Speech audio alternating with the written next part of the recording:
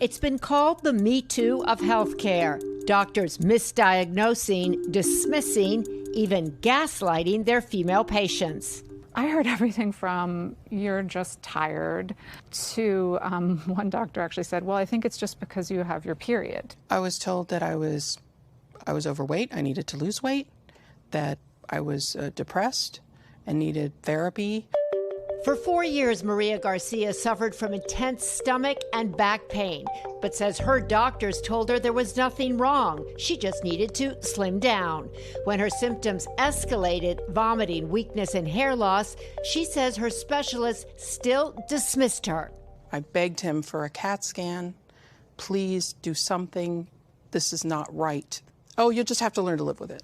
You feel completely crazy. I started to believe them. I thought, maybe I am crazy. Health failing, she finally went to the ER at Cedars-Sinai Hospital in Los Angeles, where a scan revealed the terrifying truth. Maria had a 25-pound cancerous tumor growing in her ovary. Surgeons were able to remove it just in time. I was probably about 2 weeks away from death. So did you feel, once you got your diagnosis, rage or relief? Both. I think being an overweight Hispanic woman was to my detriment.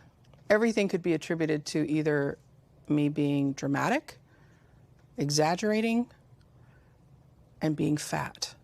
You've got nurses that were... Studies showed bias against women, especially those of color, is a problem across healthcare, from treatment to research. Most of the data that we use today in medicine is based on research on men, male animals, or male cells, which is just shocking. Pause a second about that. Repeat that, because much of what we know today when it comes to health is based on men. Yes. Experts say the worst medical gaslighting comes in the diagnosis of autoimmune diseases, which impact an estimated 1 in 5 women and involve symptoms easy to write off, like chronic fatigue. Autoimmune diseases were just about 10 years behind where we should be. In her new book, The Invisible Kingdom, author Megan O'Rourke documents her own struggle with autoimmune symptoms and her battle to be believed by doctors. I felt so alone when I was sick, and I distrusted myself. Women feel such shame with their symptoms. They don't want to seem hysterical, or they don't want to seem like they're a complainer.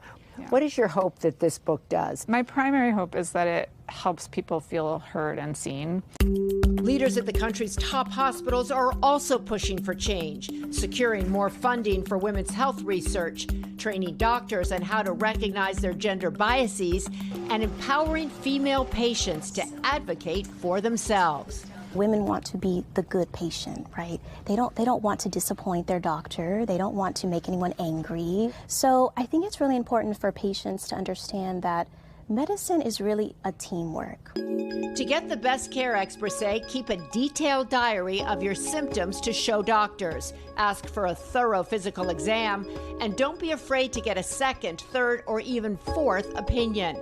Maria Garcia says that saved her life. So now I stand up for myself, and I encourage other women to do the same. Stand up. You're worth it.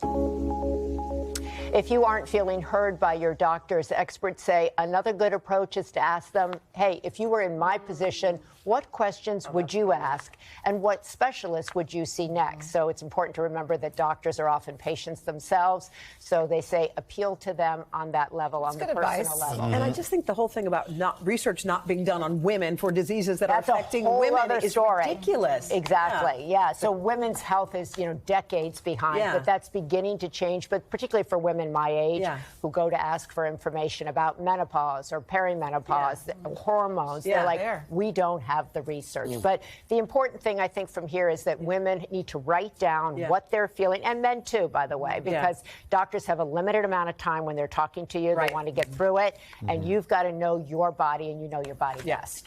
Thank you, Maria. So many people feel intimidated, though, when they're talking to their doctor. I know, but you've got to be your own advocate. That's good. Thanks, Maria. Hey, thanks for watching our YouTube channel. Find your favorite recipes, celebrity interviews, uplifting stories, shop our favorite deals, and so much more with the Today app. Download it now.